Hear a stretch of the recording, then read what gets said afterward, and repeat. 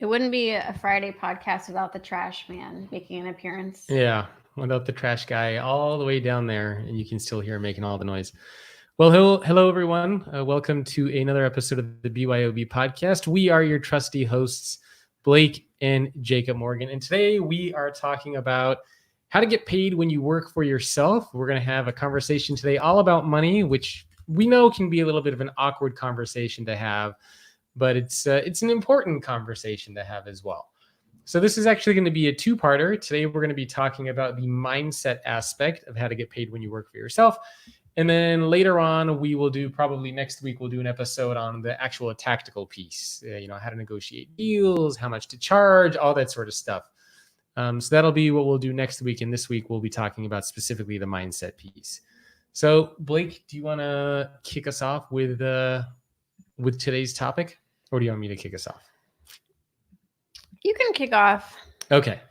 And first, by the way, before I forget, a couple of people have asked us, we do have a separate Instagram account, Twitter account, all that sort of stuff for BYOB Podcast. So if you want to connect with us on social media where we share all these entrepreneurial things, go to byobpodcast.com and then you'll be able to connect with us through those channels.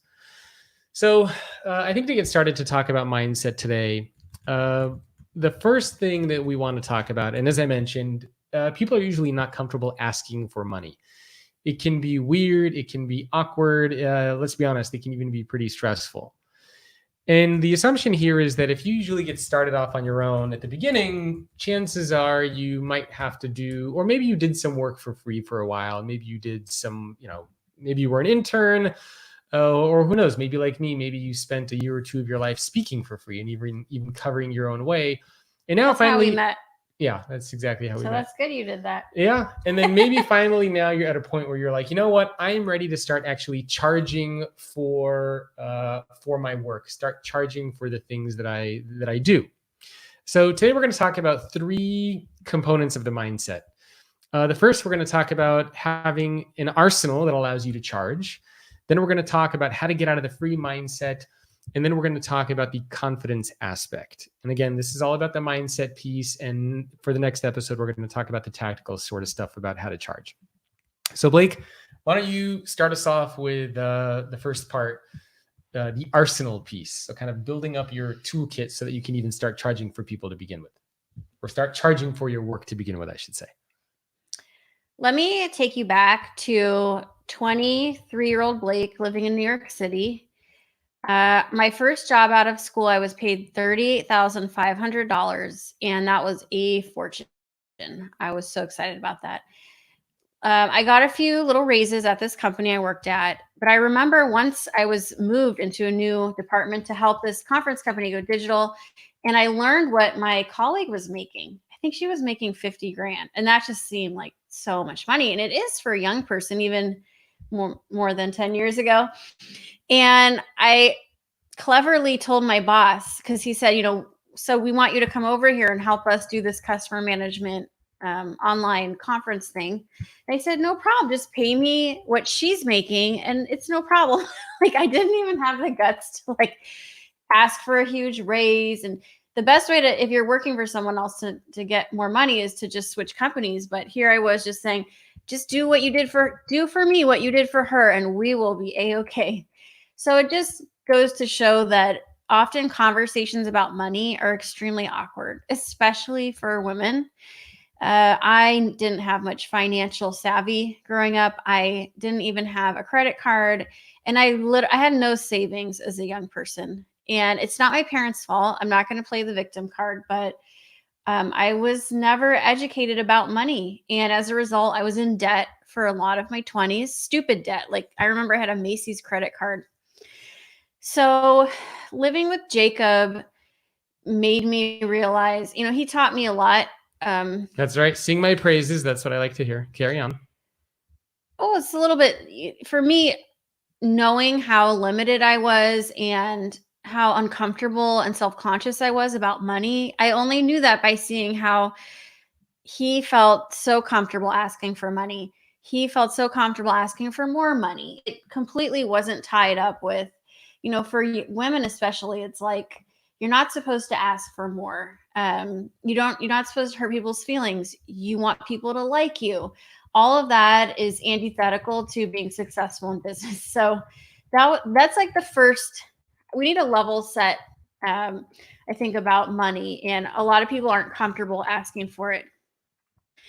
But so where do we even start? So how do we even get into this mindset of being ready to start charging and asking for money? I think that in the beginning, before we talk about any of the strategies, we need to think about confidence. And well, the first thing we have on here is the arsenal piece. Yeah, and I don't have my glasses on. Where are you? Right there. See, I want to look pretty for you guys, so I'm not wearing my glasses. The arsenal that allows you. Yeah, but I'm getting there. I know that. Okay. Okay, so that's where we start. So I've talked to you guys on this podcast a lot about confidence. And it doesn't come from a fancy car or a fancy ring. It comes from a deep belief in yourself that you have something valuable to offer and you do a good job. When you believe in yourself, you do a good job. You do work hard. You do spend time on a sales lead because you think that you actually could get it. I think that's a huge mindset shift. People ask me for things all the time.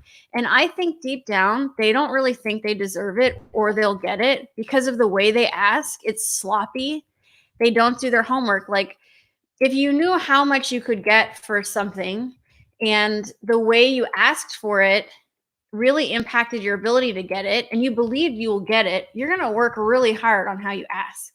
And so that's what we want to talk to you about today is figuring out how to ask and how to do as much preparation as you can. So when you ask for the sale, it's more likely that you'll get it. Yes. And what we're going to talk about today, I think you can apply if you're an entrepreneur, or even if you work for an organization and you're even trying to ask for a raise or to negotiate a higher salary. So part one of having this mindset is all about having an arsenal that allows you to charge. So imagine for a minute that you are or you're looking to hire a trainer and you look for trainers and finally you find one and the trainer that you find is very out of shape. You find that they don't work just out. To warn you, every time I talk about this on LinkedIn, people get really mad at me. That's fine. So let's say you find a trainer. Of course, Jacob won't get in trouble. The trainer is out of shape. They're not eating healthy. They're not looking after themselves. And then they're offering to train you to get in the best shape of your life. It's a little bit weird, right? Or let's say, for example, you want to hire a financial advisor, yet you find the financial advisor is still living at home and they're not actually doing any of the advice that they want to give you for themselves. Or what if you want to hire a social media person for your business and you find out that the social media person doesn't even have a social media presence? They don't even have a good website for themselves. So part of having an arsenal that allows you to charge is making sure that you have something that will allow you to charge. So if you're a solopreneur, like in my case, for example, right, as a speaker, if somebody's going to pay me to speak, then obviously the first thing that they're going to ask for, do you have a speaking reel? Do you have some topics that you can send us? Do you have any endorsements? Do you have a media kit? So having an arsenal that allows you to charge is basically giving yourself the tools that you need to be able to ask somebody to pay you for something. So it doesn't matter what it is. Maybe you are an accountant. Maybe you are in some sort of a creative field. Doesn't matter what it is, but you need to have that arsenal at your disposal so that when it comes time to asking for money, that you have something which demonstrates that you deserve to be paid. And we need to remember that. Are you going to keep that typing? Is extremely annoying. I'm really excited. Someone who took us to breakfast 10 years ago in New York is like, keep up the good work. We'll get to that. This is the hard part about. Oh, hey, Charlie. See, it is exciting. Charles Green, the trusted advisor himself. And Charles probably knows a lot about this stuff too. So maybe we'll have him on this on the podcast. Yeah, I know. Do like a candid, just call him up on the phone. Maybe we'll have Charlie on this episode one day too, because he'd probably have a lot of insight to add. Focus. Yes, but I digress. Okay, so part one of this mindset, again, having the arsenal to charge, the professional presence, the media kit if you need it, the endorsements, whatever it is, but you need to be able to have something that demonstrates that you are able to charge. Blake, anything that you want to add to that? I just wish I was better at social media right now. This is as far as the arsenal, it takes a really long time. Like even this month, I'm going to keep bringing this up. I am now 37 weeks pregnant. So I am like 2 to 3 weeks away from having a baby. And don't remind me. It's actually coronavirus has been this crazy bump for my business because everyone wants to hear about digital transformation, about the digital customer. This is exactly what I talk about. Also, no one can travel and I can't travel. So all the projects I'm getting are virtual projects.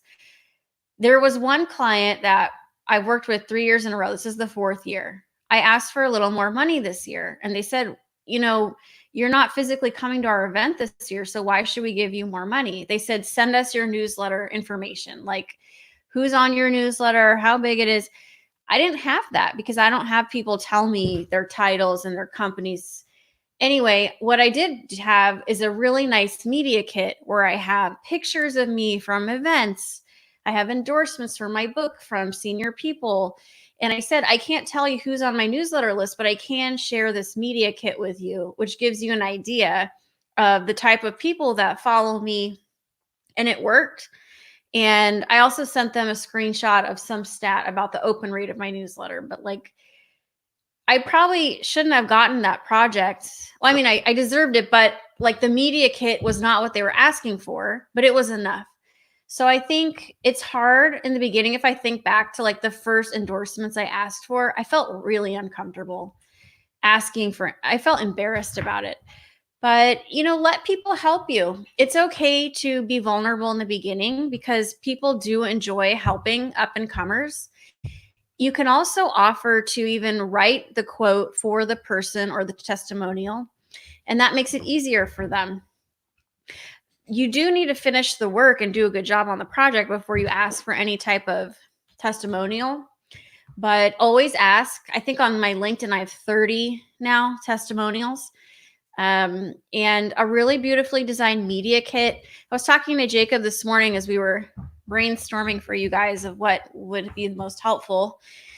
And what I told him was that your website, are you done fidgeting? Yeah, my computer was unplugged and I was trying to figure out why it's not charging. So now I got that straightened out. What I told him is that your retail store, your website is your retail store. Your media kit is your storefront, is your window display.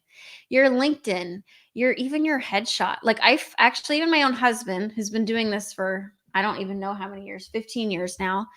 He didn't want to pay for a headshot. And I told him, you're going to spend more than $1,000 on headshots because you need one and you want to put the best version of yourself forward. And Jacob just felt like, why do I need to do that? I have a photo.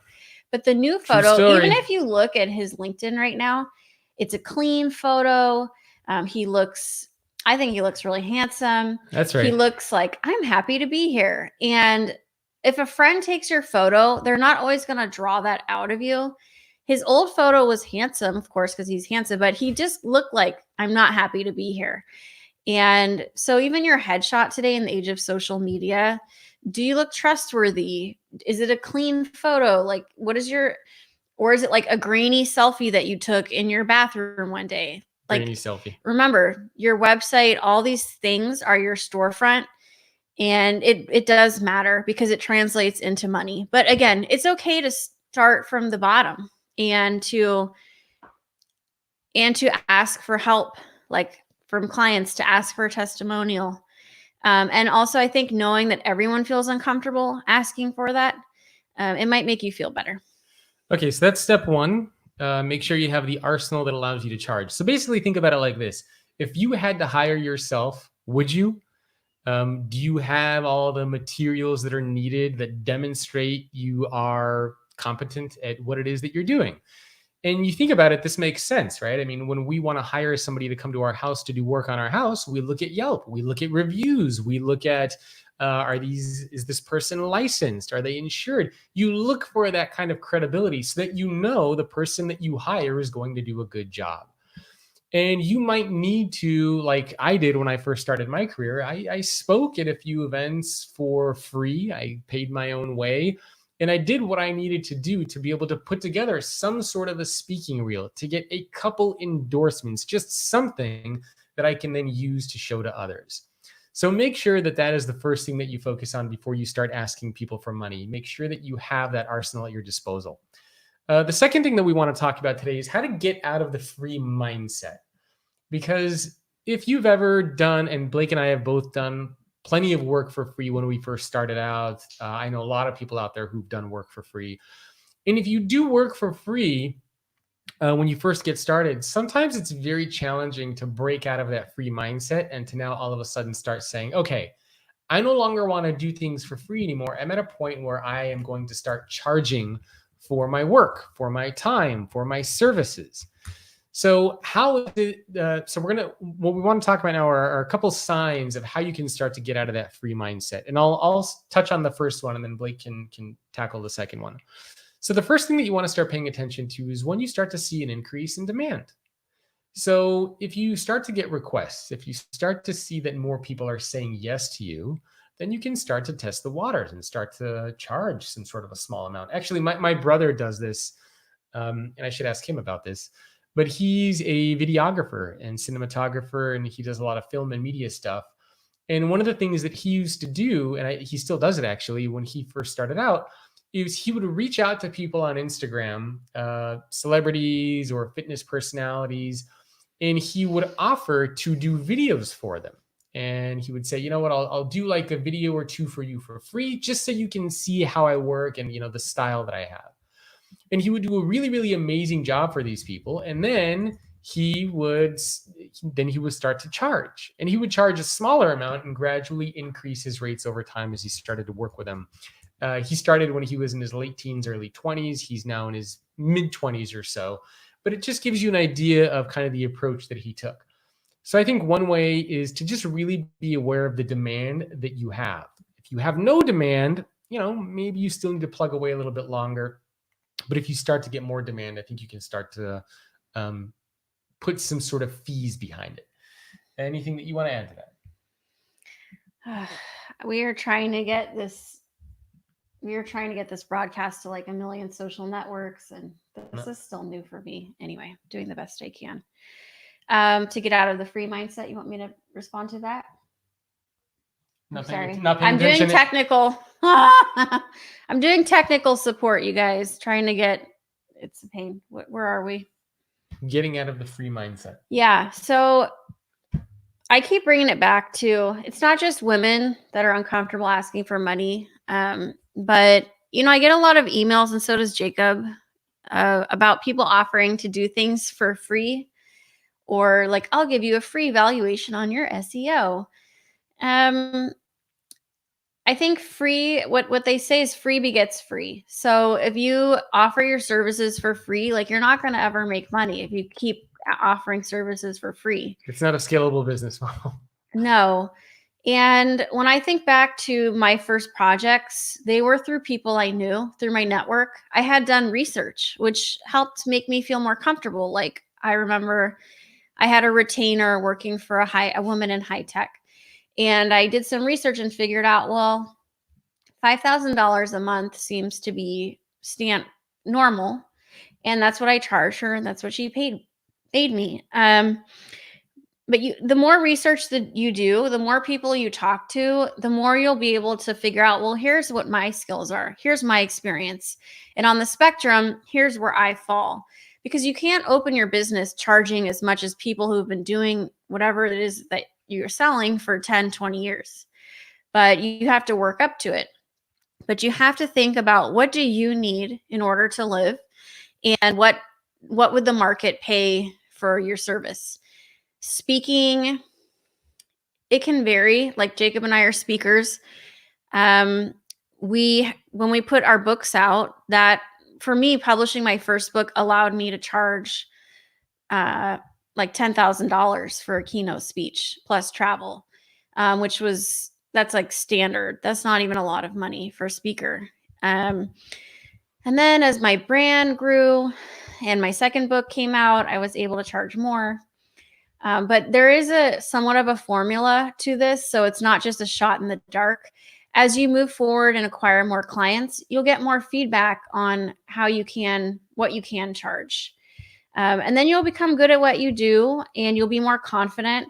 and you'll be willing to charge more and just walk away. Like, people have asked me to go to Australia for like almost half of what I charge. And for me, a flight to Australia in non-COVID times, that's a day. And then you're dealing with the exhaustion of traveling across the world. And it's, probably it's 5 days for the most part to travel there and back, plus the prep and then coming down. I mean, you have to factor in all that stuff. So, like, I know a speaker where he charges a lot more to go to Europe than he would in the US. And I mean, that's something to think about. So you have to think about your own industry and what makes sense for you. But confidence is a lot of it, and be willing. We're not at confidence yet. We're still and the free mindset, like when you know your worth, you feel like, I'm excited to tell you about what I have to offer because I really believe in what I'm doing, and I really believe it's going to help you. And this for me has taken 4 to 5 years to like. I feel at this point in my career, like I've spent so much time and energy thinking about the topic that I focus on.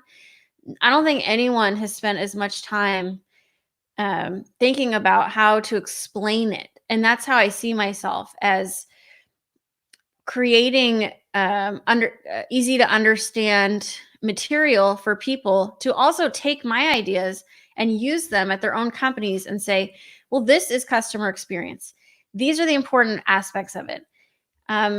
So they're not just paying for me to spend 45 minutes on a stage. They're also paying for the last 12 years that I've been researching the topic, spending time on it, hours and hours and hours of interviews, of reading, of writing, of researching, of traveling.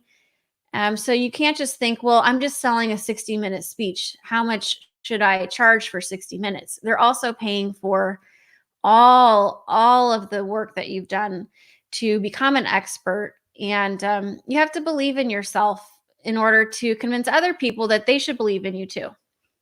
All right. So get out of the free mindset. Couple of bullets there.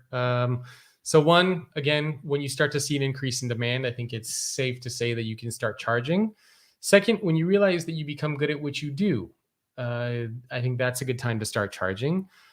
Third point to remember is that you can always test the waters. So for example, even for me, I'm creating an online course, and I've had online courses in the past. And so even with a product, part of the question you always have is, how much should you charge for something? So you can put something out there for a certain amount, let's say $500 for a course. Maybe some people buy it, maybe some people don't. You can test that at $200. So you can try to ask for different amounts and see what people are willing to pay. That's one of the reasons how I dictate, for example, speaking fees. Of course, I pay attention to what other people are charging in the industry, but sometimes, for example, you see if you're getting a lot of demand, and if in a particular month you get, let's say, 10 requests, obviously you can't do probably 10 speaking gigs in a month. So you can start to play around with the numbers a little bit and see if people are willing to pay you more for your time and for your speech. You also need to remember that money is simply an exchange of value. So if you see value in what it is that you do, then it's fair to assume that people should be paying you for that value. And as Blake mentioned, if you constantly just focus on doing things for free, it kind of means that there's no value to it. And it means that you don't believe that there's any value to it. So really, I think that is an important point for people to remember when getting out of that free mindset. Anything else? Yeah, Charles had an interesting comment. He said, Charles Green, author of The Trusted Advisor, very successful book. Yes. And Charles has been I'm sure a lot of people who are watching this know it's been like the blueprint for consultants around the world, The Trusted Advisor. We really don't deserve you in our audience, Charles, but we're so pleased to see you there. And he agreed with me about your headshot. Okay, so Charles actually suggests that you're better off doing some things free than giving a random 50% discount. He says if you have a policy, stick to it, and people respect your pricing. It's like a Louis Vuitton bag. These damn things don't go on sale. You are not going to walk into Hermes or Tiffany's and get a sale on a Hermes scarf or a Tiffany's diamond. Because that would decrease the value. And once someone has paid less, they're never going to want to pay more. And you know that in your own life when you're shopping. If you've gotten, like, once you started paying for less on Amazon, let's say, what's a good example? I don't know. Like Jacob and I bought a vacuum this week because we have been cleaning our house ourselves. And we realized that the vacuum we give our cleaner is a complete piece of garbage because we were vacuuming. Anyway, we spent $500 on a Dyson vacuum, and it's a really nice vacuum. But now that we have a good vacuum that works for $500, like, why would I spend more than that? Because that's already a lot of money. But I agree that don't discount yourself. Maybe do something pro bono rather than discounting. I think we'll talk about this more in the second part of this when we talk about tactics. But one of the things that I'm a big fan of is if somebody asks me for free stuff, instead, what I typically like to do is just try to add additional value to something. So I won't necessarily give a discount, but I will say that I will do something else. Again, using my example in the form of giving talks or workshops.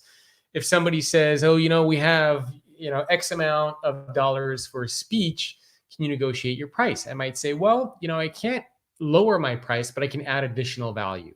So why don't we also do a book signing on site? If you have a dinner for the sponsors of your event, I'm also happy to attend the dinner. So sometimes I try to also add additional value. Same thing when selling something like a course. Are you going to say something self-deprecating about that? Because you sound like a real jerk. No. I will give you the pleasure of having dinner with me. Here's the thing, guys. If you're not a speaker, but can we just preface it? Can we explain but it adds value to the audience. Most people wouldn't understand why you wouldn't like. No, I think so. So when you're a speaker and you travel, like every activity you add on, it is tiring. It is. So even getting there early enough to attend a dinner, being clean, well-dressed, not resting after a long flight, like it is kind of taxing. And it, like, Jacob and I would probably, once we get to a new city, it's much easier to go and just have dinner kind of by yourself where you want to eat, call your family on FaceTime because you haven't talked to them all day because you've been traveling. Like, it's not like, oh, you can have the pleasure of eating dinner with me. No, it's not meant to be. It's also, but I just feel like it's important to like put some context because it just sounds like very self-involved. I guess. I mean, I think anybody, yeah, I suppose. But I mean, it's sort of like. And then people will ask you questions like at the dinner. I'm sorry. So, yeah, too much rambling. It's anything. I mean, it's for anything else, right? I mean, somebody might ask you for a project or a proposal, and then they'll say, oh, by the way, can you do this? And can you do that? And can you do that? And eventually you have to draw the line somewhere. Same thing for speaking, same thing for workshops, same thing for consulting. Basically, the point that I'm trying to get at is instead of trying to discount my service, I try to see where I can add additional value. So maybe I will promote, I'll help get more attendees to your event. Maybe I'll share it on social media, or maybe I'll do additional activities that go beyond what we agreed that I would be doing. And again, this could be going to dinners. This could be doing videos on site. This could be doing interviews. Or promoting their event. Yeah, it could be doing other activities. So I'm a big fan, instead of trying to discount my service, is to try to add value on top of my services. And the point that I was trying to make is this also applies for selling products. In my case, when selling a course, I don't want to necessarily discount my courses, but instead I'll say, if you sign up for the course, I will also give you these bonuses. I'll give you a signed copy of the book. I'll give you these 2 bonus courses that go in addition to that one. Not, I'm going to give you 50% off, or I'm going to give you 80% off. So something to think about when you kind of want to get out of that free mindset. And again, we'll talk a lot more about this in the tactics aspect, but I think that that's an important part to remember, because eventually you need to get out of the free mindset and start to get into the paid mindset. So look at the signs, the demand. When you become good at what you do, start testing the waters. Even if you start super, super small, what can you ask for? Ask for $100. Ask for $500. You can even ask for something that is low, but you want to just start getting in the habit of collecting money, of being able to ask for money. I think that's an important step. And learning that you don't just want to break even. No, of course not. And again, the last thing here is just to remember that money is an exchange of value. So the last piece here for the mindset aspect is just having confidence in yourself to be able to move away from the free mindset to the paid mindset. So Blake, why don't you start off that one? Of confidence? Yes. Wow, this is such a big topic. There are people who write entire books on being more confident. I think confidence is interesting because I am not a normal. I don't think I'm normal. Like I use all these things that wouldn't be associated with confidence, and I use them as a way to seem really confident and build rapport. Everyone has a different style. I use self-deprecation. I tell stories. Self-deprecating is making fun of yourself, but I would describe my style as quite humble. And even like before a speech, I go and meet everyone I can in the morning and actually look out at the audience, and I see that they're often in the morning at a conference disheveled. I was telling one of my girlfriends this yesterday because she was talking about how on her Zoom calls, like she feels very nervous in front of 15 people. And I was saying, well, if you just connect with the people, then you realize that we're all just human and they're human. They've got problems. You're a human being. You've got problems. And it really makes you feel better. So I think when I started to stop trying to be perfect, understanding that the people who I interacted with, everybody puts their pants on the same way, it allowed me to treat, they say like, I feel like, what's that movie with Vince Vaughn where he's like a cool guy in the 90s? I have no idea. Swingers, where he's like, you got to be able to go up to the most beautiful girl in the bar and just like talk to her. I don't know if it's from this particular movie, but it kind of reminds me of business and sales. It's like you have got to be able to talk to almost anyone and not be self-conscious about it. And the older you get and the more life in your years, you realize that everyone is human and everyone puts their pants on the same way. And there's really nothing to be scared of. Something that I've noticed that I've struggled with and other people have struggled with is learning to ask for the sale. So you have a conversation about the topic. For us, it's speaking events. In a job interview, they'll often tell you, ask for the job. So usually if I have a conversation with someone about a speaking event, I'll say, so is your budget sound okay? Do you think this would work? And can we move forward? Something like that. And if they're a decision maker, it's pretty quick, which is great.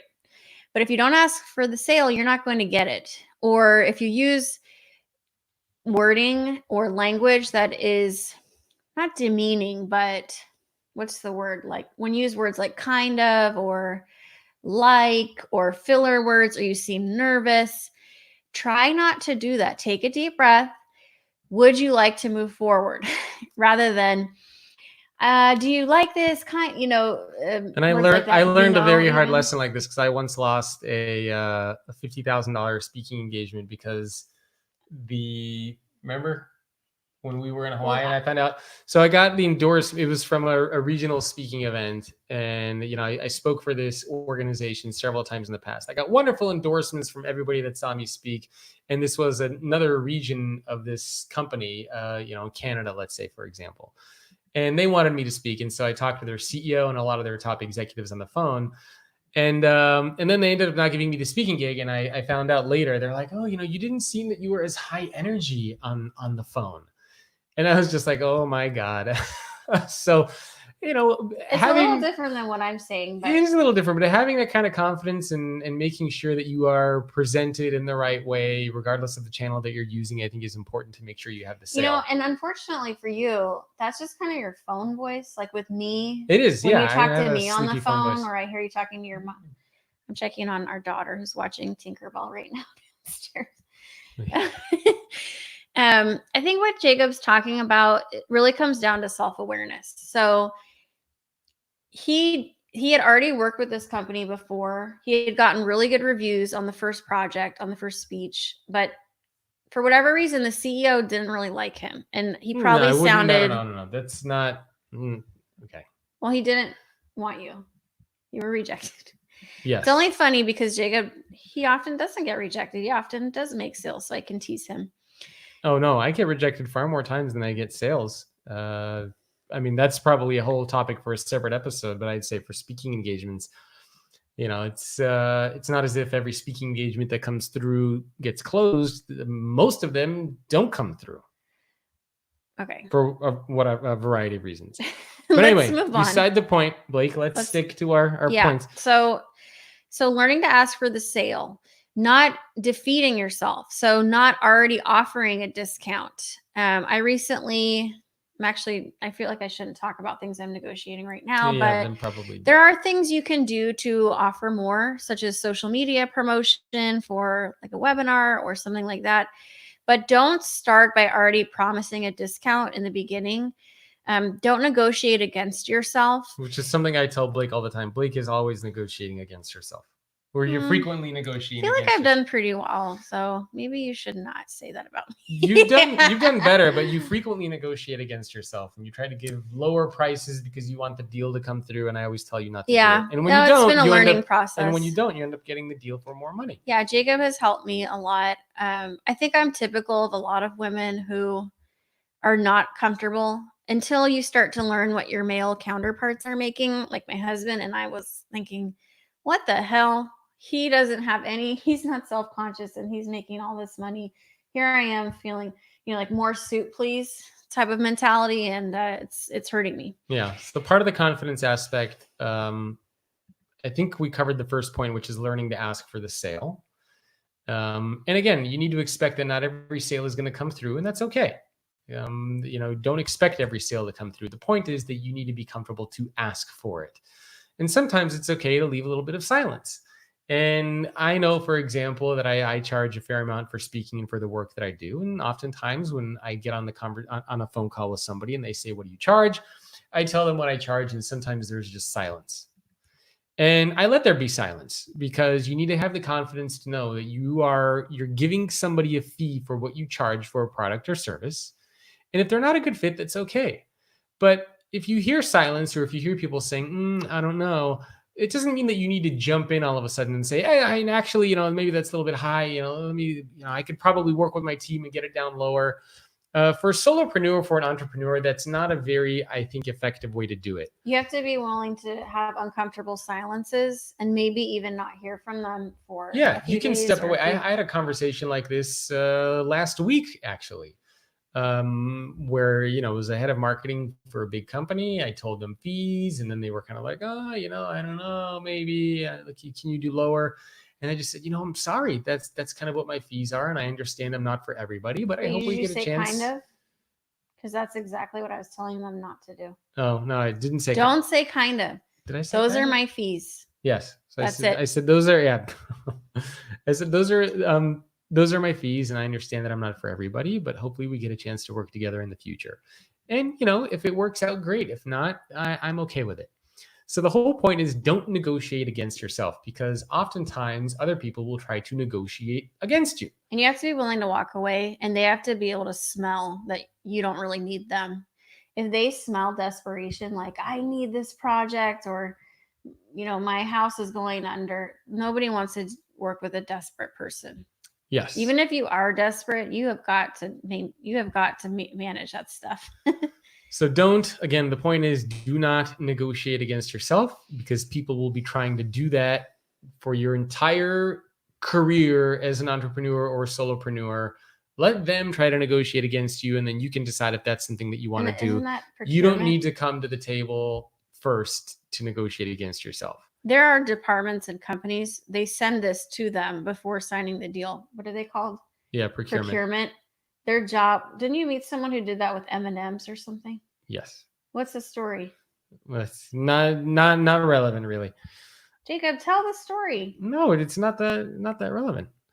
Okay, fine. It was for a large. I mean, it's just kind of rambling wrong, and I want to get to the main point. It shows that there are people that are literally, their job is to cut you down and to take. Well, they weren't doing it for me, but just to give you a sense of the type of team that it was, this was a team for a large consumer packaged goods company, and their procurement team is literally, like, one of the things that they were doing. They sold cookies, and they are constantly trying to negotiate. Do we need a wrapping paper in the cookies? What, can we get away with like this cheap wrapping paper, because it'll save 1 or 2 pennies off of each package, and across the board that might save millions of dollars. So there are people out there who literally try to figure out how they can save pennies on pretty much everything. And oftentimes, if you work for a large organization, you might have to deal with a procurement team who literally their entire job is to try to get a better deal. And they will try to negotiate you and see what offers they can get. And they'll try to do all sorts of things.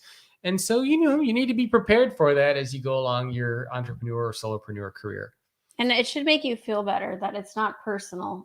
It's literally their job to get you cheaper. As they should. I mean, I try to negotiate things all the time too, so I totally get it. Next point on here is if you charge more, people typically believe it is more valuable. This was Blake's point. So Blake. Yeah, it's like a fancy bag, like a Louis Vuitton bag again. What makes this bag better than a plastic bag you get from Safeway? Well, of course, the quality. But if you slap that logo on there, it means something. The brand means so much. And the more the cost of the bag, I think the more the perceived value. Like even a Chanel bag. I always tease my husband because, we're not cheap, but we don't live an extremely ridiculously lavish lifestyle. We have a toddler. We live in the Bay Area. We're not buying really expensive things for the most part, unless it's very, very, very, very special. I do not own a Chanel bag. A Chanel bag is an $8,000 to $10,000 bag. Thank God you don't own I don't really even carry purses anymore with everything on my phone. I literally have a phone which my credit card sticks in, which is less painful to carry something on your shoulder. But the point is, Chanel, an $8,000 to $10,000 bag, literally just for the logo. But when you have that bag, it means something. It makes you feel a certain way. So of course you have to be good at your craft. However, there's this idea of perceived value. So, and I honestly, as a customer, I am guilty of this. If something is too cheap, I wonder why. Why is this so cheap? Is it not well made? Is it not going to last? And when something costs more, like for me, it's more valuable. And I think this is an interesting thing with speaking. Again, you have to be a great speaker to be able to charge more. But if you are too cheap, people might wonder, why are they so cheap? Are they not worth it? Do they not have any self-respect? Do they just run themselves ragged by speaking everywhere they can? So again, the idea of perceived value, often if you charge more, you'll get more and clients will think you're worth more. The next point, maybe one or two more in here, and then Blake wanted to talk specifically about women and confidence in asking for money. We have to do a whole podcast on that. Well, probably we can in the future. So I'm just going to recap these main points that we talked about so far, and then Blake will talk a little bit about women specifically because she's had lots of experience with this. So remember, step one, learn to ask for the sale. Even if it's a small sale, you got to ask for it. Practice in the mirror. I don't care what you got to do, but just be comfortable saying, hi, my name is so-and-so, and I charge $5,000. I charge $10,000. Whatever it is, be confident in saying what it is. Know that your product or service has value. Be okay with it. Understand you won't close every deal. That's okay. Second thing, remember, don't negotiate against yourself. Have the confidence in there to stand by your fees. You're good at what you do. Money is an exchange of value, and you are bringing value. So don't negotiate against yourself. Let other people do that. Next, if you oftentimes charge more, there's an inherent perceived value to it. Now, again, it doesn't mean that, for example, I can tomorrow start saying, hey, I'm charged $500,000 for a talk. You obviously need to charge something that matches the industry, matches what other people in your area are charging. How big your brand is. Yeah, but there's bands, right? You can be on the low end or kind of the high end. And so just be aware of those. Examples? You can get one if you have one. Like Adam Grant charges maybe $100,000. Mel Robbins, Simon Sinek, who even knows at this point? Seth Godin. These are people with best-selling books. I actually don't know if Adam Grant has the best-selling book, but I know, he's just everywhere. So when you're everywhere and you're that famous, Gary Vee charges how much? Probably a few $100,000. You can charge a lot more. Jacob and I are not there, but we still do well. But these are all things you can think about. And that's what you can work toward, is being a speaker that gets paid $50,000 to $100,000 and or again, more. It's not meant to just be, you don't have to be a speaker, right? This is applicable for regardless of the industry that you're in or what you do. And it's good to know what everyone else is making, though, if you can. Just remember, it's your responsibility to know the industry rates for what it is that you're selling, whether it's a product or service. Okay, Blake, so you have a couple of points here you wanted to talk about for women specifically. So I'll let you jump into those, and I'll chime in whenever I can. Yeah, I've talked about this before, but I wouldn't say anger motivated me, but I think honestly being married to someone who does the same job, that was how I realized how limited my mindset was, how insecure I was, how uncomfortable I was asking for money, how much I needed people to like me, and how much I wanted people to be my friends. Now, these people in the industry who acted like they were my friends, they're your friends, and then they ask for the help that they want, which is, oh, our 3-year-old's making an appearance. I will Please go help her. Yes, I will go help her. You carry on. The joys of motherhood. That's fine. I can talk about this for an hour. Jacob, maybe just tell her you're coming. She's screaming. Anyway, so knowing what my husband was making, seeing how successful he'd become, it gave me, of course, I'm not angry at my husband. If he does well, I do well. But knowing, wow, like I can't believe how uncomfortable I am asking for money, and he has no problem. He gets off the phone with a client or a prospect. He is not thinking, did they like me? Did I say the right thing? That's a specifically, often, not always, but often a female thing where we're taught as young girls, get everyone to like you.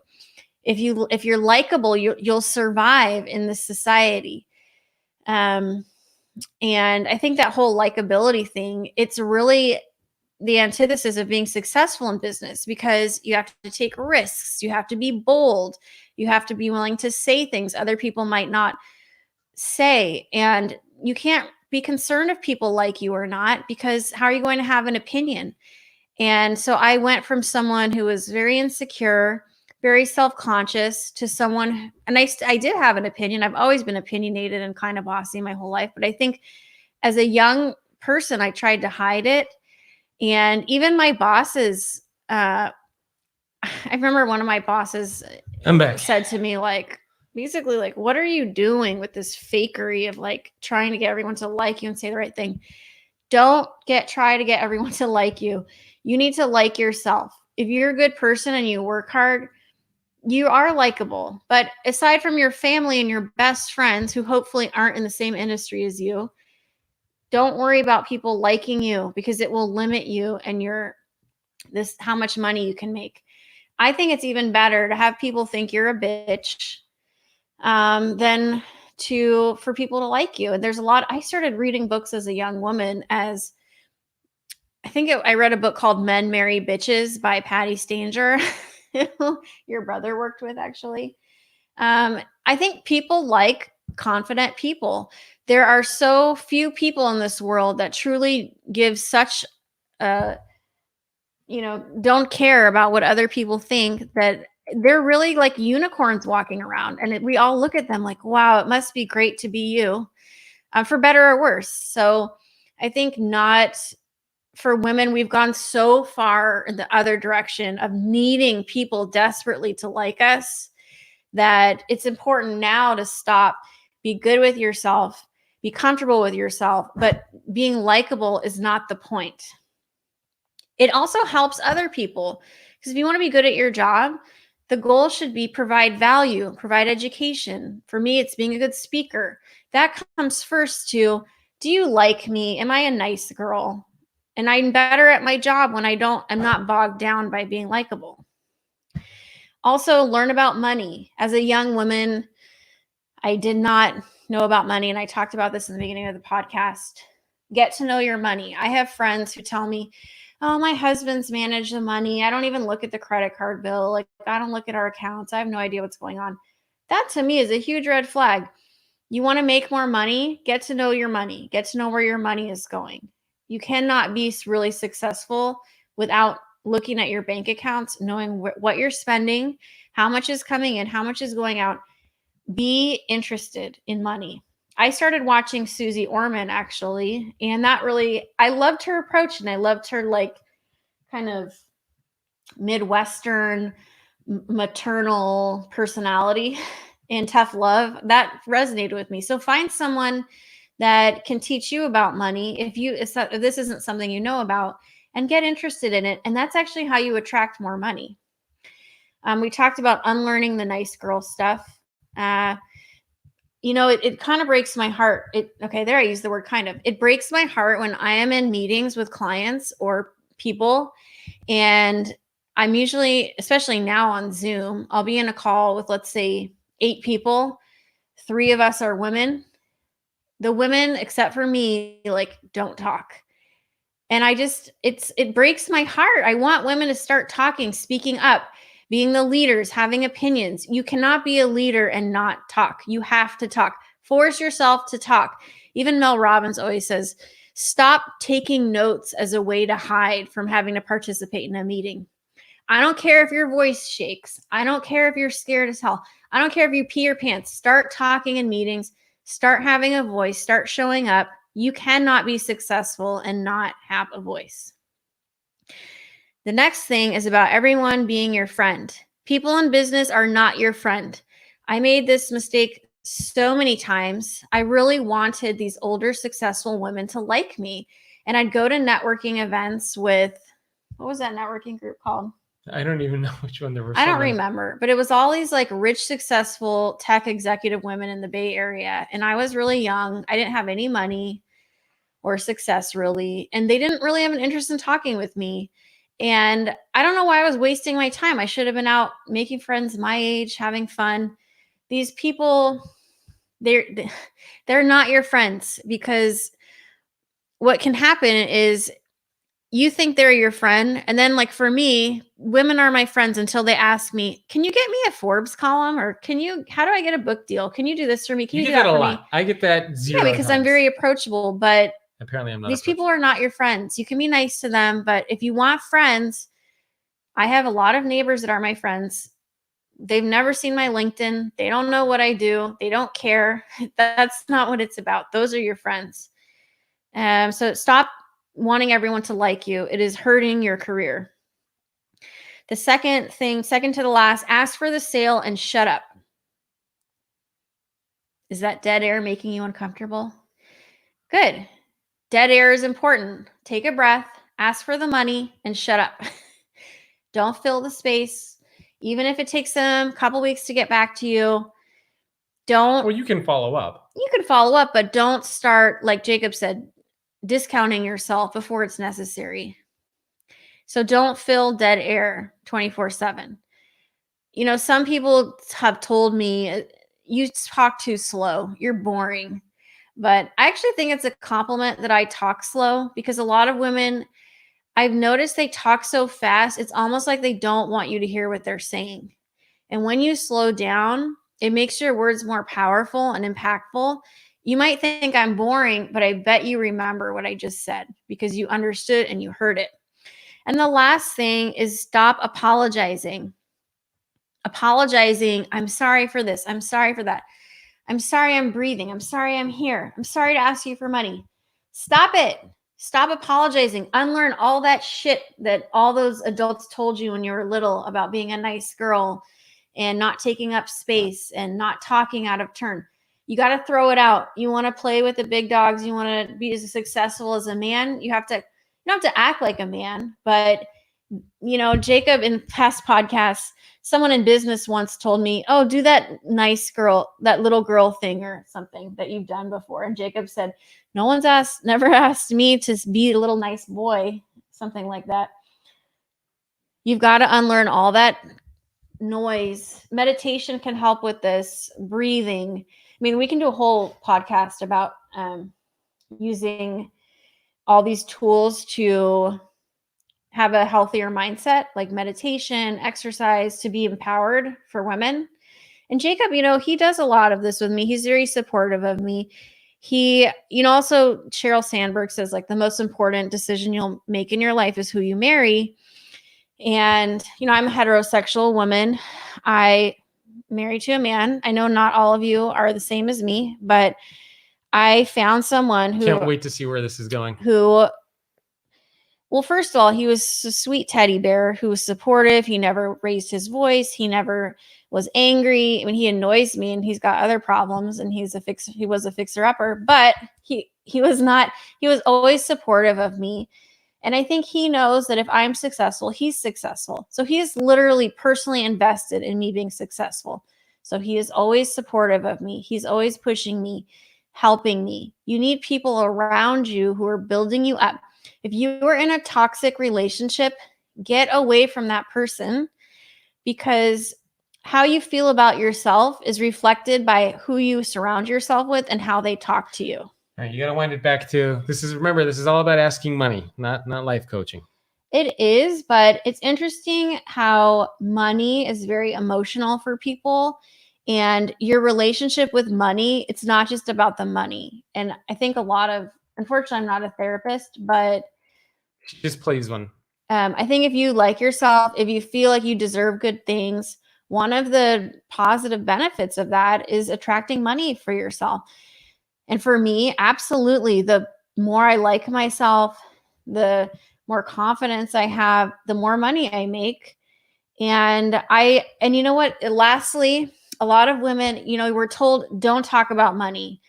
It's shameful. Sometimes there's like religious things about this, like don't be greedy. And I like how Mel Robbins, I always talk about her, but she says she's not embarrassed to say, I like success and I like making money. And I was recently sitting around a table with a couple of speakers in Vegas, a couple of older guys who are really sweet. And they were saying, well, I would do this job for free. Like, I just love it. And I said, I wouldn't. This job is hard as hell. Like, I like making money, and that's why I do this job.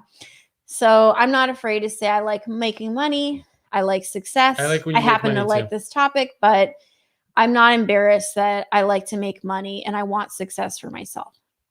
Ladies, I hope you learned something, and maybe gentlemen, hopefully, maybe this is relevant for you too. Men are beyond hope. We are all. Jacob, don't make a joke right now. All I right. just said some compelling shit, and I hope you were listening. Of course. All right, so I think that covers everything that we wanted to share for part one of the how to get people to pay you if you work for yourself. So we talked about three things: the arsenal that allows you to charge, getting out of the free mindset, and having the confidence that you need to actually start to ask for money.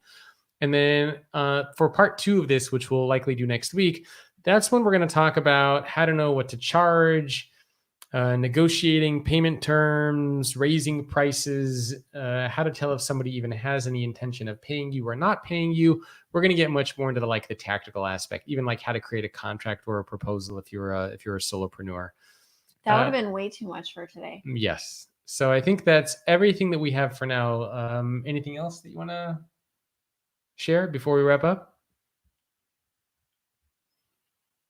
Actually, I shouldn't ask that because it's going to turn into like another 45 minutes. Yeah, I'm thinking of like a closing. Money is interesting. I mean, it's not just about survival. I mean, we live in a capitalist society where you need to make money, but it's also kind of a game. And if you can make it kind of fun, it's sort of enjoyable if you cannot take it so seriously. And here's the last piece of advice I'll give you about money is the more disciplined you are in your finances, the cleaner you're spending, the more risks you can take because you don't have tons of debt. So actually being scrappy and being frugal is a really big tool in making more money. And that's the secret thing about the millionaire next door is they're actually very cheap. Millionaires are very cheap. And that's how they became millionaires. So that's a whole other topic is being frugal is actually can be really important. Not all the time, but it's very empowering to save money. So save your money. I like that. I like to do that too. So I think that's a great way to wrap up. We have one more question from Ben Morris. I feel like we need to answer it. He says, social networks like Instagram messaging apps have the ability to show products and link to a website by, okay, this is like a very specific e-commerce. Ben, I'll answer you directly on a note. All right, so I think that's it for this episode of the BYOB podcast. If you want to get access to more episodes or connect with us or send us any questions that you have, the email is morgans@byobpodcast.com. And of course, you can go to byobpodcast.com to get access to more of these episodes, subscribe, connect with us, pretty much anything that you want. So that's it for us, and we will see you all very soon. Bye, everyone. Bye-bye. Okay, so don't forget to do this. Thanks for watching.